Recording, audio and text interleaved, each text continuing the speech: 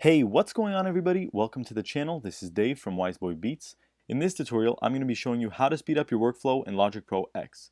I'll be giving you 5 tips that will help you make music faster, and I'll also be giving you one bonus tip at the end, so make sure you watch the entire video. So let's get right into it.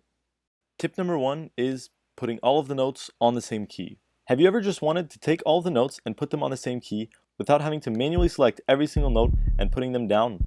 Honestly, that can be super annoying and frustrating, and one of the biggest uses for that, in my opinion, is when you're copying the 808 pattern over to your kick and you just want to put everything on the same note so that all of the kicks are the same. Well, there's a function in Logic Pro X to help you do this. All you need to do is press Command plus A to select all the notes, click on Functions, MIDI Transform, and then Random Pitch.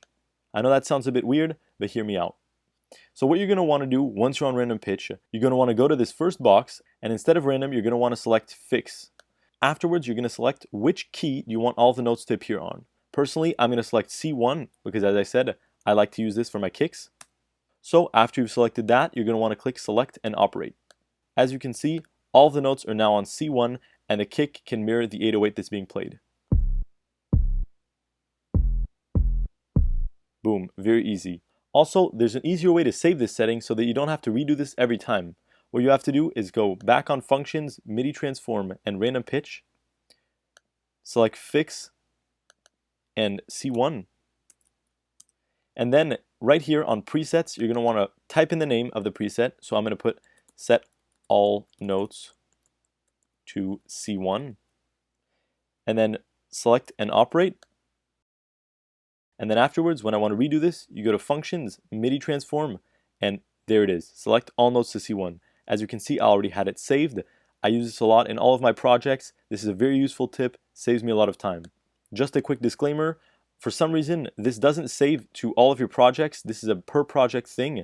So what I would suggest you to do is to save this preset, and then afterwards, save the project template so that in the future, you can use this project as a template with that setting already saved. Tip number 2.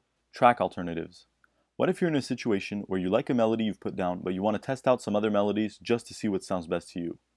Normally, you would go up here, duplicate the track, copy and paste the pattern into the new track, and then change your melody to whatever you want it to be.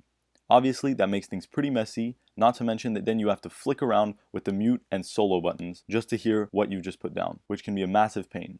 On top of that, it eats up your computer's CPU power and will make your computer start lagging pretty quickly. Instead of doing that, use track alternatives. To do so, go on the dock, click Track, Show Track Alternatives.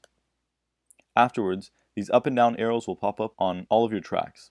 Click on those, press New, and now you can create a track alternative which uses the same track, but you can create a new pattern to test things out. This keeps things much cleaner and helps you save some processing power. So, there's a few different ways you can set up your track alternatives. Either you can use it like this and just create a new MIDI region and make a new melody. Once you've done that, you can press on this and then flick around between your track alternatives over here. Otherwise, you can click on the arrows, press Show Inactive, and then you have a playlist that pops up with all of your track alternatives. To select and deselect track alternatives, all you have to do is press this preview button, or if you want any of these other alternatives to be the main one, you press this up arrow, and that becomes the main track. Once you've figured out the melody that you want to keep and you're mixing down your project, all you have to do, if you want to delete the other ones, is either press this X button or just press Delete Inactive. And that'll delete all of the track alternatives that you're not using. So use this tip. This will help out a lot to keep your projects cleaner and help you test different melodies without clogging up your project too much. Before moving on to the next tip, I'm just going to go ahead and ask that if you're enjoying this video, please make sure to give a like and subscribe to the channel if you're not already. We got more awesome content coming very soon, and if you're enjoying, there's no reason why you wouldn't want to be subscribed. Other than that, back to the video. Tip number 3, organize your plugins. What do I mean by that exactly? Well, in Logic Pro X, the default way that it comes is that you go into your mixer rack, you open a new plugin, and you just get hit with a bunch of different things. You don't really know where everything is, things aren't very organized, and you can't find your plugins. Not to mention, if you have third-party plugins, it just becomes one big mess. It becomes very difficult to find things and to stay organized. Especially if you have Waves plugins, there's a huge list of plugins, and scrolling through everything to find things can be very time consuming. So how do you fix this issue? Well, like I said, in Logic Pro X, you can organize your plugins. How do you do that? On Mac, you're going to go into the dock, click Logic Pro X, Preferences, and then Plugin Manager. Once you're in the Plugin Manager, you can see all of your different plugins and all of your different folders. So many people don't know this, but you can actually create a new folder and name it whatever you want. And in that folder, you can then choose to select any plugins. So I would recommend maybe taking your favorite plugins, the plugins that you constantly use. So you take those plugins, drag them, and drop them into that folder. Again, I'm just taking some random plugins. And once you do this, you go into that folder. As you can see, everything is there. Press done. And then when you open up your plugins, as you can see, there's my tutorial folder there with everything that I put into it. So use this tip. I guarantee you that it'll save you a lot of time and it'll help you keep things more organized in terms of selecting the plugins that you often use. Also, if you want your folder to appear at the top of the folders list to make it easier to find, you can click the folder to rename it and then just put a dot in front of whatever you named it, press enter, and it'll appear at the top of everything, as you can see.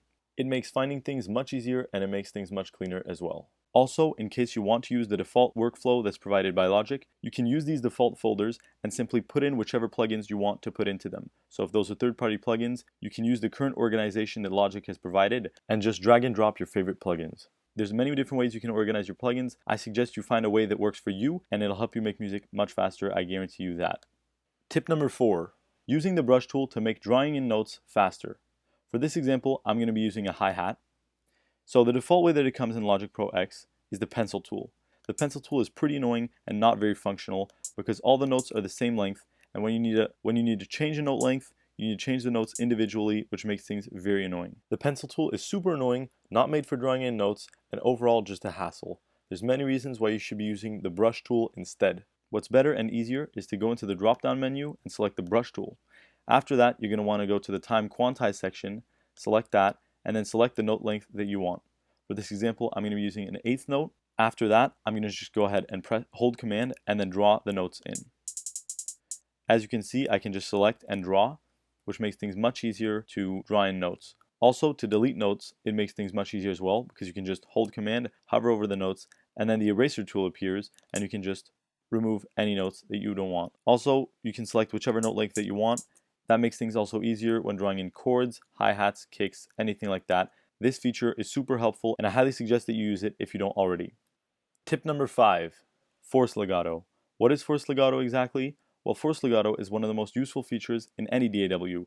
Unfortunately, in Logic Pro X, it's a little bit hidden, and I didn't find out about it until recently, which makes me think that not many people know about it. So, what force legato does is it makes notes play until the following note. It's used to make things sound more smooth and cohesive. Let me give you an example to make things more clear. Say that I have these chords here, which I just drew in, and all of the notes are the same length. But what if I want each chord to play into the next so that it actually sounds like chords being played and not just like short stabs? Well, normally you would have to select each chord individually and drag them to make them longer. All that is a bit long and it can get pretty time consuming depending on the different chord progression. In a case like this, I suggest you use the force legato option. To do this, either select the notes you want to change or press Command plus A to select all of the notes and then press Shift plus backslash to force legato. Then you get a pop-up. I just like to press shorten. Boom. Everything is exactly how you want it and you can play the chords properly.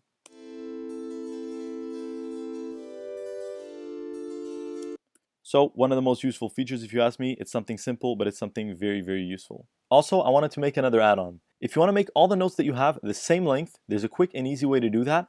You select Command plus A to select all of the notes, and then Shift plus Alt, and then drag the notes, and all of them will be the same size. So that's a quick and easy way to make things shorter or longer if you want to affect multiple notes without having to go through the hassles of selecting each and every one of them and editing them individually. And lastly, quick bonus tip, which is using a project template. Now this one might sound kind of obvious, but to be honest, it's one of the best tips I can give you to speed up your workflow in any DAW.